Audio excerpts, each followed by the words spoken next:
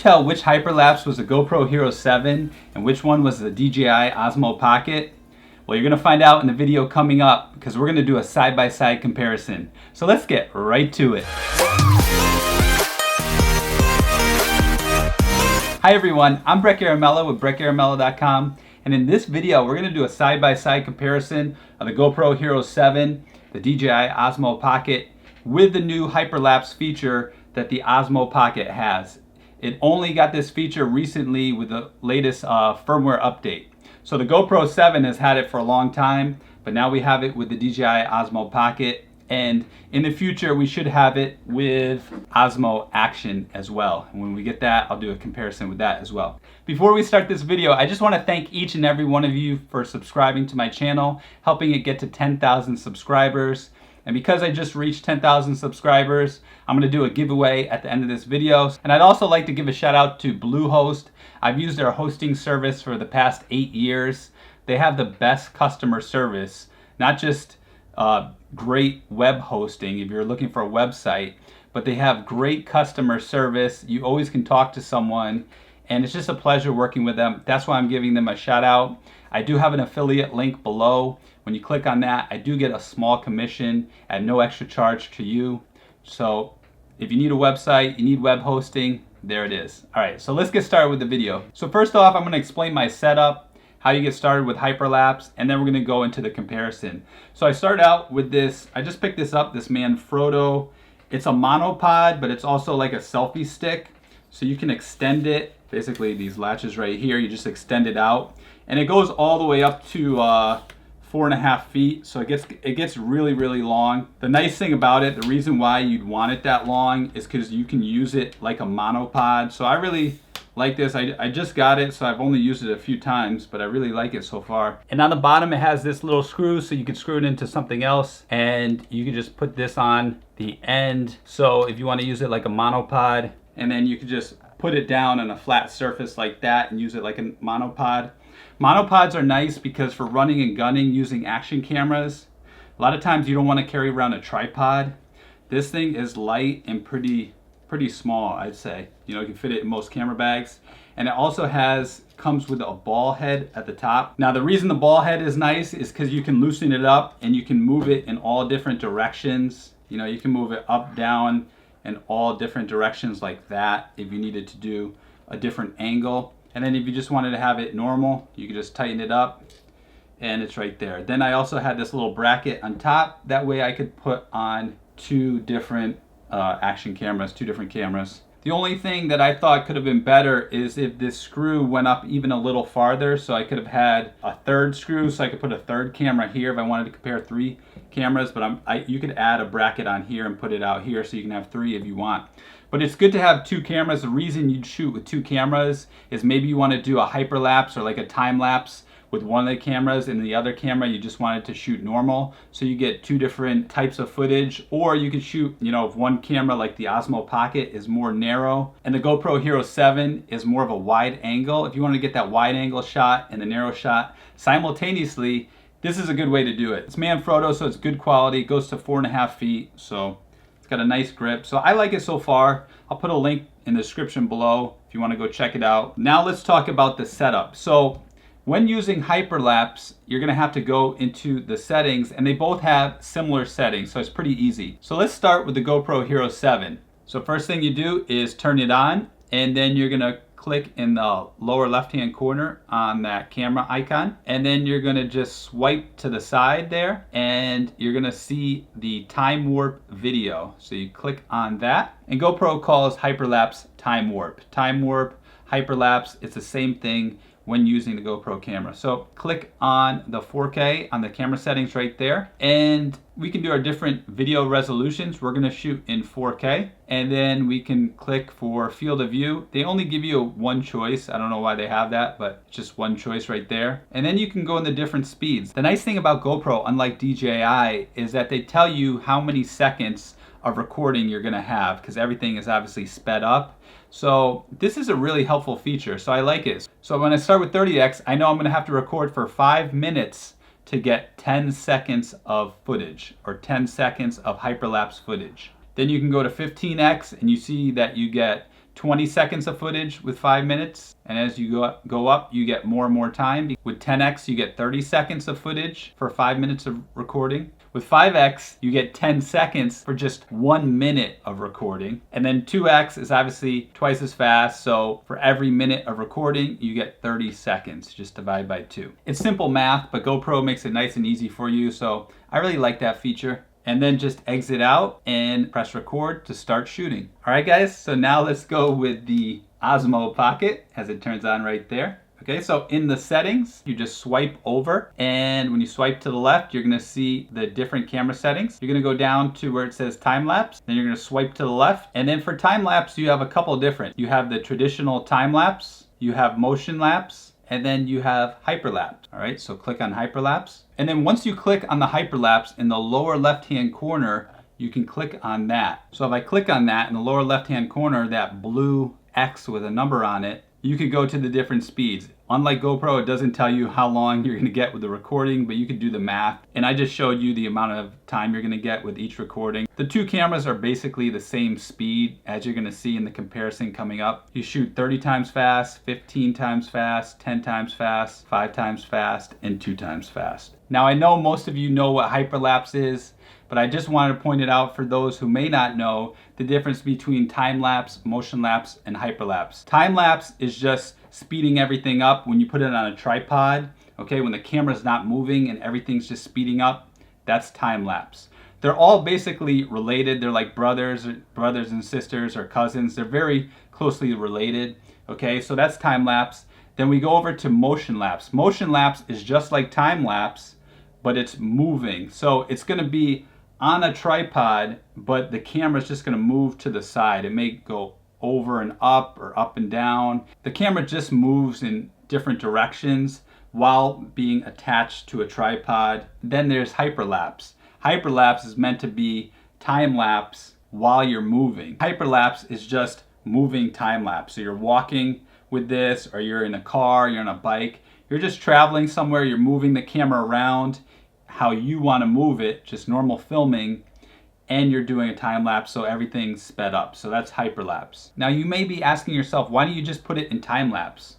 Like the Osmo Pocket has time lapse, why don't you just use that? I actually tried that when I first got the Osmo Pocket. I put it in time lapse and I walked, but everything was super shaky. There's some feature in the hyperlapse that compensates for the shake and for the movement that smooths everything out, that makes it usable. So we're gonna compare the two side by side, and for the first shot, basically all I did was hold it like this. I might have extended it just a little bit, just so I could put my hand here like this, so I have it with two hands, so I'm nice and steady. So I held it with two hands. I was moving like this, taking a step, taking like these little baby steps, and I was going around this lifeguard house. So I was taking these little baby steps side by side, and I was on the beach. So for this first shot, I was on the beach, and if you notice walking on the beach, it's hard with the sand to keep everything steady. So it was kind of like this. I was moving super slowly, but there was obviously a little shake. I was trying to keep it as still as I could, but you know, even walking slowly and holding it with two hands, there's gonna be a little shake. Now, keep in mind, in this video, even if I have this, you could actually just hold the Osmo Pocket like it is, or you could hold the GoPro even just in your hand if you don't have a tripod or selfie stick or anything else, monopod.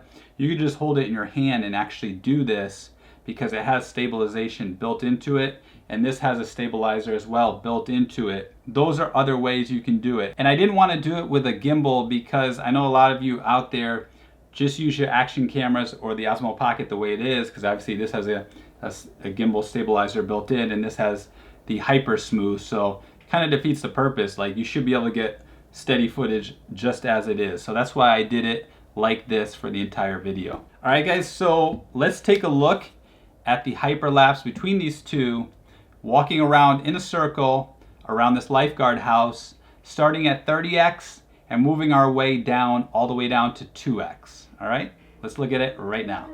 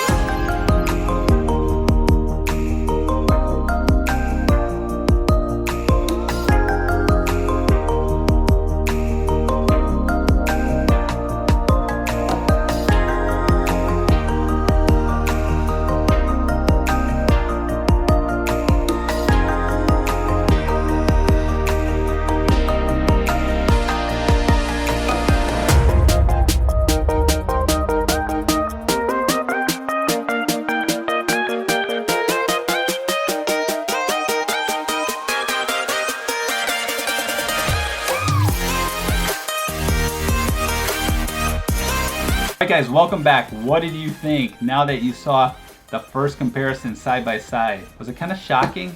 It was for me. I thought the Osmo Pocket would definitely win because it's got the stabilizer. I know this is hyper smooth, but this stabilizer, I thought a 3-axis mechanical stabilizer would definitely win. And they've also, it was a recent firmware update, so I thought they could build upon GoPro's technology. So since this was newer, I thought it would be better, but I was wrong. Actually, the GoPro was way more steady. You can see when you went down to like 5x or like 2x, there wasn't as big a difference because obviously it's moving much slower. But at 15x or 30x, which I think you're gonna use it most of the time because you wanna get that the hyperlapse, the whole point is to make things move fast. The GoPro Hero 7 definitely won in the first test for me. And actually I was really shocked. So now let's move ahead to the second test where we walk forward. So in the second test, I just hold it the same way, like this. And I went on the boardwalk in South Beach and I just walked, you know, I kind of kept it, my arms locked in, and I kept it as steady as I could, all right? And I'm not walking fast. I'm walking at like a normal pace, a normal walking pace, not like a New York walking pace, like a, you know, just a gingerly walking pace. And we'll see how these two stack up. So let's look at it.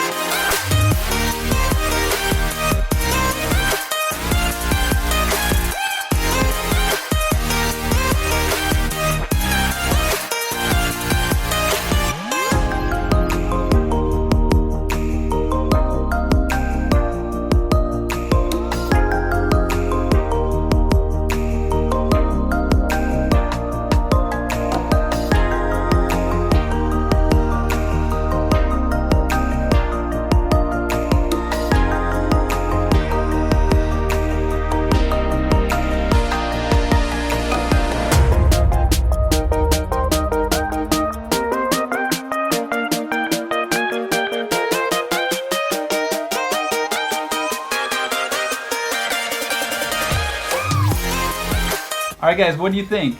Any difference there? Not really to me. Once again, the GoPro just killed the Osmo Pocket. Just the fact that the GoPro Hero 7 is so steady in time warp mode or hyperlapse mode, it's unbelievable. I'm just stunned at how good that is and how far DJI is behind. Now, it'll be interesting to see what DJI does with the Osmo Action. Okay, so far the Osmo Action, I've used it a little bit and it seems really great. And I think the footage from the Osmo Action is just a tad better than the GoPro Hero 7. I don't know, I have to do some more testing and I'm gonna do some side-by-side comparisons. But I will say I'm surprised, and I hope that DJI adds another firmware update that improves the hyperlapse. I hope this was just kind of like their beta version that they put out there just to get out there, because they haven't released it for the Osmo Action, so maybe they have the same issues that we're seeing in the Osmo Pocket and they haven't released it yet. Before we get to the end of this video, we have to do the giveaway, so let me just put this down for a second. Give me a moment to get the giveaways. All right, to win the giveaway, you have to be subscribed to my channel and you have to add a comment below. I'm gonna pick my favorite comment. At the end of the comment, you could just write which giveaway item you want, and then I'll just pick one person for each item. So the first thing I'm going to give away, I have the PGY Tech ones. These are the Pro filters. These are ND graduated filters. That means they are darker on the top and lighter on the bottom. Great for landscape shooting. Okay, this is the ND8, ND16, and ND32 graduated filters for the Osmo Pocket. That's the first giveaway item. All right, guys, one thing I'll say is I opened these up. I did try them out just once, so just know that when you get these. With these other ones, these are brand new. I haven't used them. These are the PGY Tech Pro filters. This is the ND8, 16, 32, and 64. So you get all the way from 8 to 64. That's pretty awesome. All right, ND filters from PGY Tech. All right, next giveaway is the Sandmark Pro filters for the Osmo Pocket. Did a video with these, and these are really nice because they're ND4, ND8, ND16, ND32, but they're ND polarizers. So they're each both an ND filter and a polarizer. So if you want your images to pop out more vivid colors, you probably want to use these. All right, so these are the Sandmark Pro filters for the Osmo Pocket. All right, guys, last giveaway is the Osmo Pocket stand. It's just a small little stand you can put your Osmo Pocket in, stand it up when you're at home, not using it. I did open this up just to show it in one of my videos, but I've really never used it. That is the Osmo Pocket stand. All right, guys, don't forget to subscribe so you can win one of those items.